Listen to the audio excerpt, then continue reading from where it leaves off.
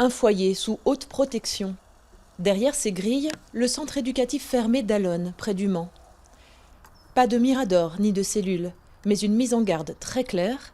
Les 12 mineurs placés ici par un juge n'ont pas le droit de partir, sous peine d'être envoyés en prison. Nous accueillons des jeunes âgés de 16 à 18 ans dans le cadre de l'alternative à l'incarcération, donc pour des délits, voire des crimes pour certains d'entre eux. C'est une réponse à une sanction pénale, mais en même temps, ça leur permet d'être en lien avec des adultes. Ils travaillent soit le lien avec l'adulte sur place, parce qu'à un moment donné dans leur vie, ils ont perdu cette confiance en l'adulte, et ça permet aussi de pouvoir d'aller les chercher là où ils sont pour pouvoir s'inscrire dans quelque chose. Le placement, d'une durée de 6 mois, peut être renouvelé une fois.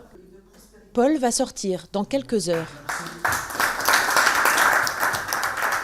Ses 18 ans approchent et il quitte donc le CEF d'Allonnes après 10 mois de placement et des débuts parfois chaotiques.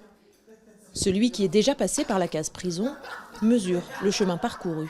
Au début, honnêtement, ça me cassait les cacahuètes de rester ici, dans un lieu fermé et tout.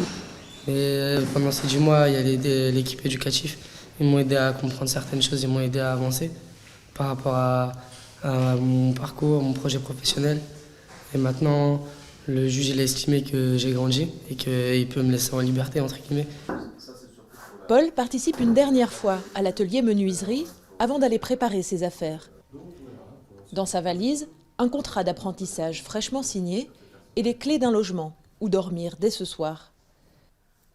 Le quotidien du centre, ce sont des cours de rattrapage scolaire, un suivi psychologique et des ateliers, comme ici, en art plastique, avec Héloïse.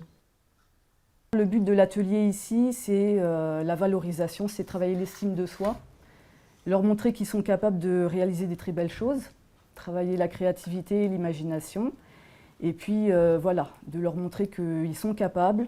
C'est aussi leur permettre de se poser et d'avoir un support pour voilà, travailler la concentration, la créativité, toutes ces choses-là. Souvent pointés du doigt, notamment pour leurs coûts jugés trop élevés, les centres éducatifs fermés, créés en 2002, devraient néanmoins se multiplier. La garde des Sceaux a annoncé la création de 20 nouveaux centres qui s'ajouteront aux 51 actuellement en activité en France.